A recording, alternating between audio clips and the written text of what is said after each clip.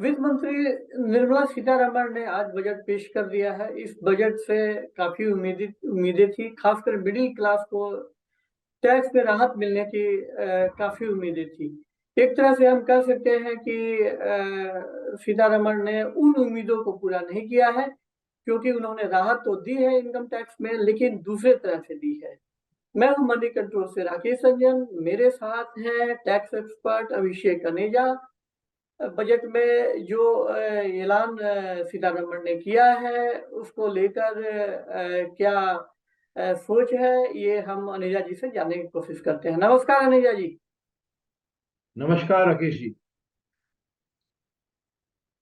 Sir, अ, मेरा मानना है कि निर्मला सीतारमण ने जो इनकम टैक्स में राहत दी है, वो एक तरह से उन्होंने मिडिल क्लास की जो उम्मीदें थी, यानी कि ओल्ड टैक्स रिजीम को जो लोग मान रहे थे, तो उसमें ना देकर उन्होंने न्यू टैक्स रिजीम में दी है। तो इसका सर क्या मतलब है? देखिए राकेश जी, जब न्यू टैक्स रिजीम को पहली बार लाया गया था तो वो इसी सोच के साथ लाया गया था कि धीरे धीरे करके सारे एग्जेम्पशंस और डिडक्शंस जो ओल्ड रिजीम में अवेलेबल थे उनको विड्रॉ किया जाए। लेकिन जब उसको इम्प्लीमेंट किया गया और लोगों ने जब पुरानी रिजीम और नई रिजीम को आपस में कंपेयर किया और अपना टैक्स जब कैलकुलेट किया तो उनको उसमें नुकसान हो रहा था नई जी। रिजीम में जाने में। जी। इसीलिए बहुत सारे लोगों ने ओल्ड रिजीम में ही अपनी टैक्स फाइलिंग को कंटिन्यू रखा। जी। अब गवर्नमेंट का फोकस शुरू से न्यू रिजीम को पॉपुलर बनाना था। अनफॉर्चुनेटली वो फेल हो रही थी, तो इस बारी के बजट में उन्होंने अपना वापस से फोकस जो है वो न्यू रिजीम की तरफ कर दिया है और ओल्ड रिजीम से फोकस हटा लिया है। आज मतलब उन्होंने क्लियरली नहीं बोला फाइनेंस मिनिस्टर ने, लेकिन मतलब आप यही समझिए कि ओल्ड रिजीम का जो पहले बेनिफिट्स मिलते थे अब वो धीरे धीरे करके खत्म हो जाएंगे। सर, मैं जानना चाहता हूँ कि जो मैंने बजट भाषण सुना है, तो उसमें सर ओल्ड टैक्स रेजिम के को लेकर सिर्फ मुझे सर एक पॉइंट नजर आता है। वो है कि बेसिक एग्जाम्पशन लिमिट को 2.5 लाख से बढ़ाकर 3 लाख रुपया कर दिया गया है। इसके अलावा सर कोई दूसरी दूसरे ऐलान मुझे नहीं।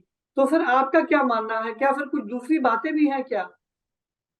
नहीं, वो भी न्यू रेजिम में ही किया है। ओल्ड रेजिम में मुझे भी ऐसा कहीं नजर नहीं आया कि उसको 3 लाख कर दिया। अच्छा अच्छा सर, मुझे भी कंफ्यूजन है सर। मेरा मानना है कि मेरी तरह सर बहुत बड़ी संख्या में टैक्स पेयर को ये कंफ्यूजन होगा कि जो ये बेसिक एग्जेम्पशन लिमिट है जो उन्होंने बढ़ाकर 2.5 लाख से 3 लाख किया है, तो ये सिर्फ न्यू टैक्स रिजीम के लिए है।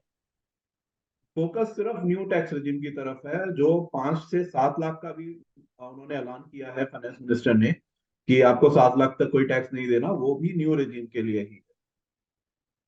तो इसका मतलब सर ये माना जाए कि वित्त मंत्री ने ओल्ड टैक्स रिजीम को टच तक नहीं किया, यानी कि छुआ ही नहीं है।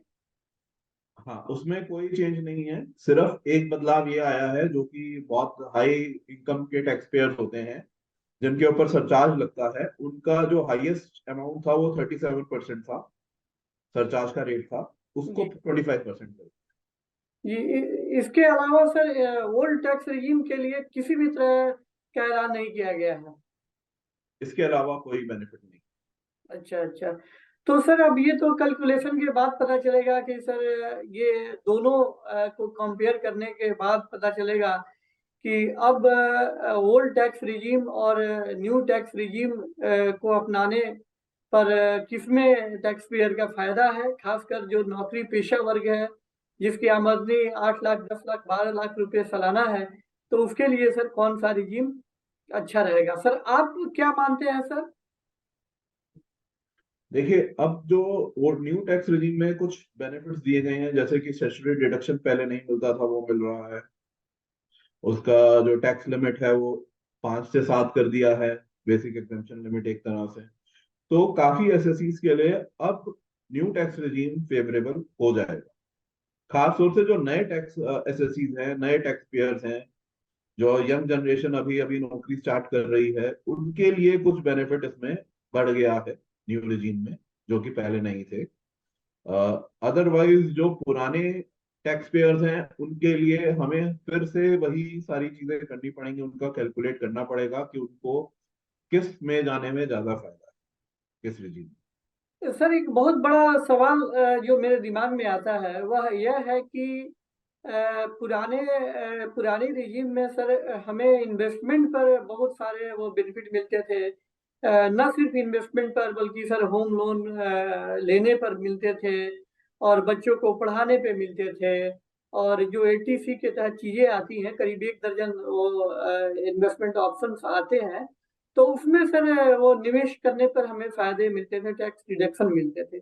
तो सर क्या वित्त मंत्री और सरकार यह चाहती है कि लोगों को, जो लोग इन्वेस्टमेंट करना चाहते हैं या करते हैं, तो उनको सरकार प्रोत्साहित नहीं करना चाहती है? देखिए, इन्वेस्टमेंट करना या ना करना एक इंडिविजुअल के लिए भी एक सोचने वाला क्वेश्चन होता है।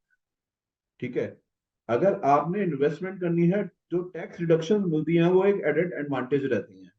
बहुत सारे इन्वेस्टर्स या छोटे टैक्स पेयर्स सिर्फ टैक्स एग्जेम्पशंस को देख के ही इन्वेस्टमेंट को करते थे, तो उनको मोटिवेशन एक मिलता था।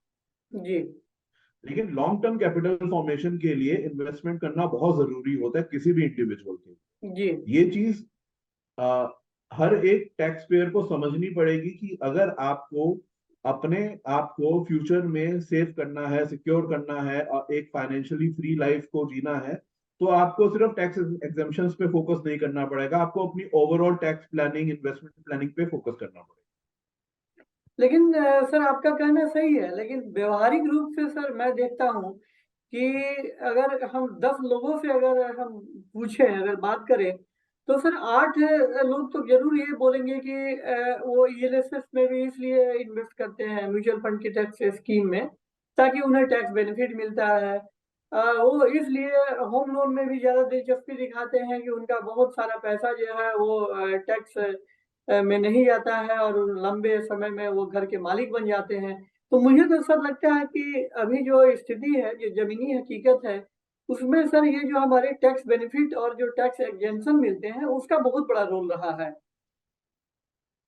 देखिए, हम आज तक जिस सिनेरियो में जी रहे थे, जिस सिनेरियो में चल रही थी चीजें, उस सिनेरियो के हिसाब से जो इंडिया की पोजीशन थी एक ग्रोइंग इकोनॉमी की थी, उसमें जब आप ऐसे इंसेंटिव्स देते हैं उसका डेफिनेटली फायदा मिलता है।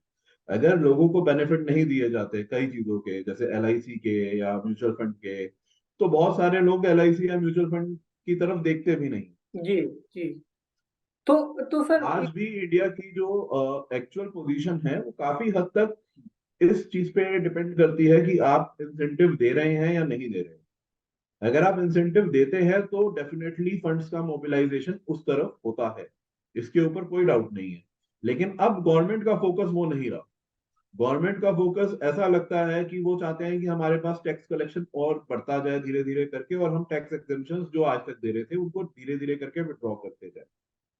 लेकिन सर अगर आप इसका देखेंगे इसका सर अगर आप असर देखेंगे इकोनॉमी पर भी पड़ेगा सर। इसका असर जो इकोनॉमी पर भी लॉन्ग टर्म में सर पड़ेगा, क्योंकि सरकार सर जो स्मॉल सेविंग स्कीम्स होती हैं, तो उसमें भी इन्वेस्टमेंट करने पर टैक्स से छूट मिलती है, और उस पैसे का इस्तेमाल सरकार सर अपने खर्च के लिए भी करती है। उसे बहुत सस्ते वो में वो इंटरेस्ट पे वो पैसा मिल जाता है। तो कहीं ना कहीं लॉन्ग टर्म में सर इकोनॉमी के लिए भी तो इसका महत्व है। देखिए, फायदा देना या ना देना ये सरकार का प्रेरोगेटिव है। इकोनॉमी में जब भी फंड्स का मोबिलाइजेशन रहेगा, फंड्स मूवमेंट करते रहेंगे, तो इकोनॉमी चलती रहेगी। इकोनॉमी के अंदर बेसिक जो चीजें होती हैं वो होती है डिमांड और सप्लाई।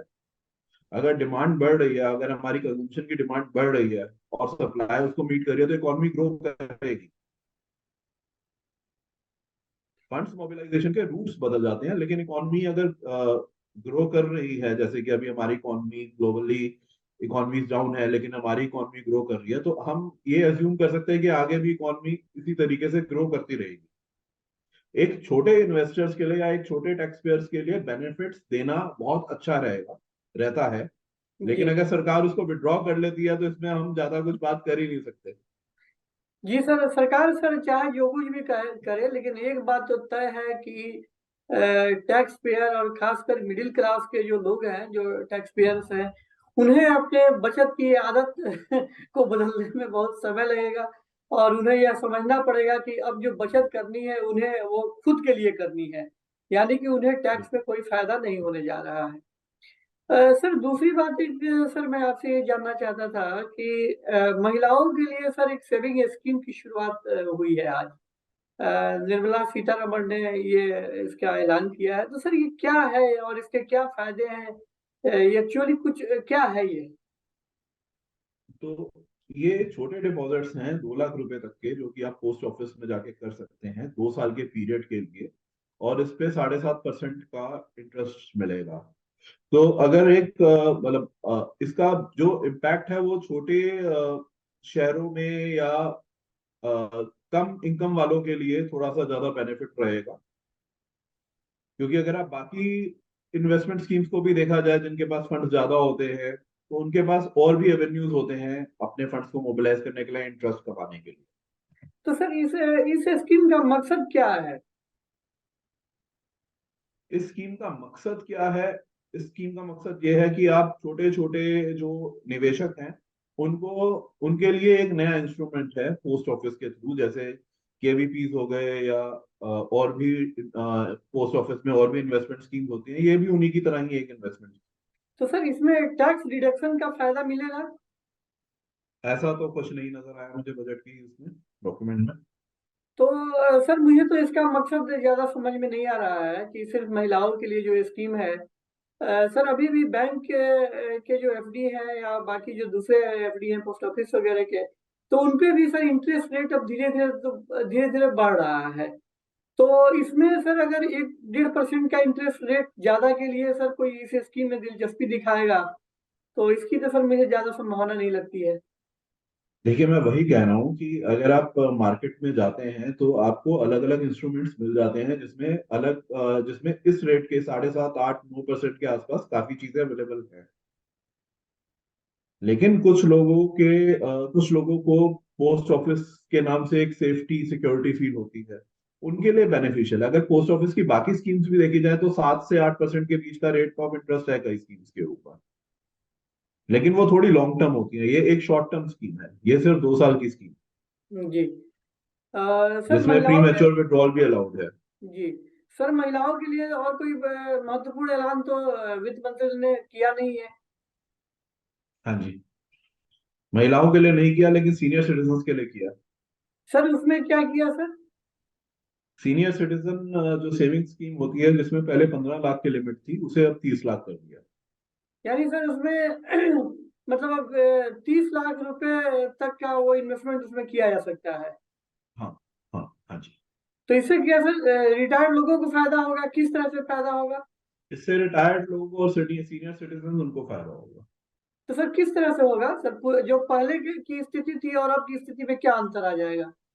देखिए, जब आप किसी डेट बेस्ड इंस्ट्रूमेंट में इन्वेस्ट करते हैं तो उसमें एक दो चीजें इंपॉर्टेंट होती हैं, एक उसकी सिक्योरिटी और एक इंटरेस्ट रेट। तो सीनियर सिटीजन सेविंग स्कीम में पहले से इंटरेस्ट रेट अच्छा है, 8% के करीब है। और सिक्योरिटी पोस्ट ऑफिस की रहती है, तो मतलब गवर्नमेंट की सिक्योरिटी है। तो इसलिए जो रिटायर्ड लोग हैं अगर उनको सेफ्टी के बेसिस पे अपनी इनकम चाहिए, तो वो पोस्ट ऑफिस में अपना ये अकाउंट जाके खोलते हैं। और पहले इसमें 15 लाख की लिमिट होती थी, अब उन्होंने 30 कर दिया, तो लोग उसमें और डिपॉजिट करवाएंगे। यानी कि एक तरह से सर ये सीनियर सिटीजन लोगों को इन्होंने एक मौका दिया है कि वो जो है कि सुरक्षित निवेश करके सुरक्षित। रेगुलर आय का इंतजाम कर सकते हैं। अनिजा जी बहुत बहुत नमस्कार। आपने बजट के ऐलान के बारे में महत्वपूर्ण बातें बताई, बहुत सारी ऐसी बातें बताई कि जो आम आदमी के लिए बहुत फायदेमंद है। और ये बजट पे चर्चा का सिलसिला ये जारी रहेगा। अभी से कनिजा जी से फिर हम मिलेंगे, तब तक के लिए नमस्कार। नमस्कार।